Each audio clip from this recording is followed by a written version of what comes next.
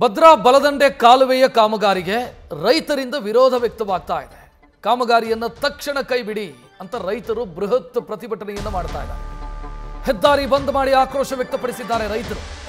ಮಾಜಿ ಸಚಿವ ರೇಣುಕಾಚಾರ್ಯ ಇವರನ್ನು ಪೊಲೀಸರು ವಶಕ್ಕೆ ಪಡೆದಿದ್ದಾರೆ. ರೇಣುಕಾಚಾರ್ಯ ಅವರನ್ನು ವಶಕ್ಕೆ ಪಡೆದಿದ್ದಾರೆ ಪೊಲೀಸರು. ರೈತರು ಸೇರಿ 20ಕ್ಕೂ ಅಧಿಕ ಮಂದಿಯನ್ನು ಪೊಲೀಸರು ಬಂಧಿಸಿದ್ದಾರೆ. ಇನ್ನು ಮಾಜಿ ಸಚಿವ ರೇಣುಕಾಚಾರ್ಯ ಮೇಲೆ ಹಲ್ಲೆ ಮಾಡಿದ್ದಾರೆ ಪೊಲೀಸರು ಅನ್ನುವಂಥ ಆರೋಪ ಕೂಡ ಕೇಳಿ ಬರ್ತಾ ಇದೆ.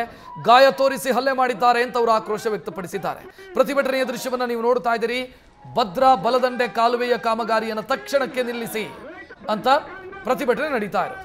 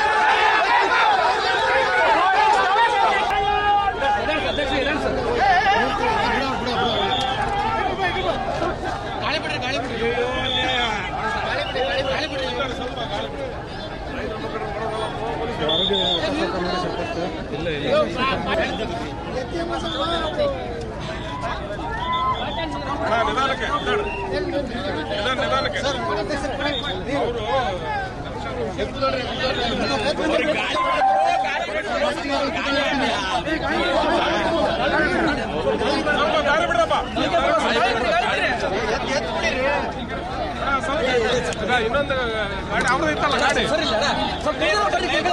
ಈಗ ನಿಮ್ದೇ ಇತ್ತಲ್ಲ, ಗಾಡಿ ಇತ್ತಲ್ಲಪ್ಪ ಎಲ್ಲ.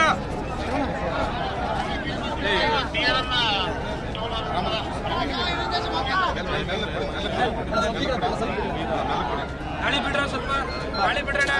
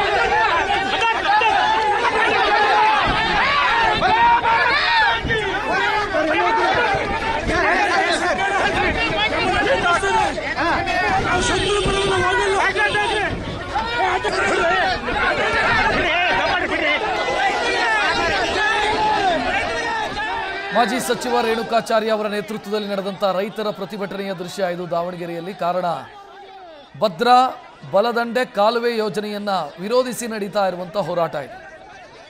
ಪೊಲೀಸರು ರಸ್ತೆ ತಡೆ ನಡೆಸಿ ಪ್ರತಿಭಟನೆ ಮಾಡ್ತಾ ಇದ್ದಂಥ ಪ್ರತಿಭಟನಾಕಾರರನ್ನು ವಶಕ್ಕೆ ಪಡೆದಿದ್ದಾರೆ, ಇನ್ಕ್ಲೂಡಿಂಗ್ ರೇಣುಕಾಚಾರ್ಯ. ರೇಣುಕಾಚಾರ್ಯ ಅವರನ್ನು ವಶಪಡೆಯೋ ಸಂದರ್ಭದಲ್ಲಿ ಗಾಯ ಆಗಿದೆ ಅನ್ನುವಂಥ ಆರೋಪವನ್ನು ಕೂಡ ಅವರು ಮಾಡಿದ್ದಾರೆ. ಸದ್ಯ ಪ್ರತಿಭಟನೆಯ ನಿರತರನ್ನು ಬಂಧಿಸಿದ್ದಾರೆ ಪೊಲೀಸರು. ಆ ದೃಶ್ಯವನ್ನು ನೋಡ್ತಾ ಇದ್ದಾರೆ.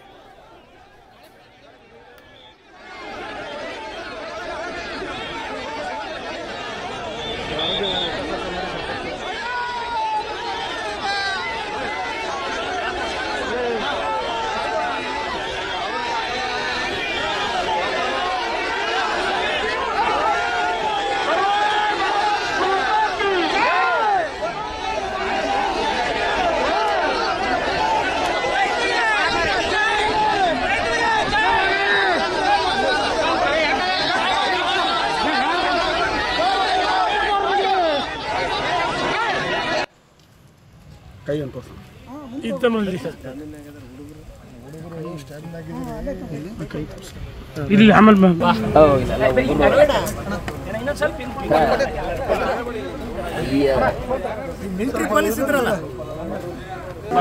ಪೊಲೀಸರು ಅವರನ್ನು ವಶಕ್ಕೆ ಪಡೆಯುವ ಸಂದರ್ಭದಲ್ಲಿ, ರೇಣುಕಾಚಾರ್ಯ ಅವರನ್ನು ವಶಕ್ಕೆ ಪಡೆಯುವ ಸಂದರ್ಭದಲ್ಲಿ ನನಗೆ ಗಾಯ ಆಗಿದೆ, ಕೈ ಮತ್ತು ಕುತ್ತಿಗೆ ಭಾಗಕ್ಕೆ ಗಾಯ ಆಗಿದೆ ಅಂತ ರೇಣುಕಾಚಾರ್ಯ ಅವರು ಹೇಳುತ್ತಿದ್ದಾರೆ. ದೃಶ್ಯ ಗಮನಿಸ್ತಾ ಇದ್ದೀರಿ. ಪ್ರತಿಭಟನೆಯ ಸಂದರ್ಭದಲ್ಲಿ ಪೊಲೀಸರು ವಶಕ್ಕೆ ಪಡೆದರು. ಆ ಪೊಲೀಸ್ ವಾಹನದಲ್ಲಿ ಅವರನ್ನು ಕರ್ಕೊಂಡು ಹೋಗುವಂಥ ಪ್ರಯತ್ನಗಳಾಯಿತು. ಈ ವೇಳೆ ನನ್ನ ಕೈ ಕುತ್ತಿಗೆ ಭಾಗಕ್ಕೆ ಗಾಯ ಆಗಿದೆ ಅಂತ ರೇಣುಕಾಚಾರ್ಯ ಅವರು ಪೊಲೀಸರ ವಿರುದ್ಧ ಆರೋಪ ಮಾಡ್ತಿದ್ದಾರೆ.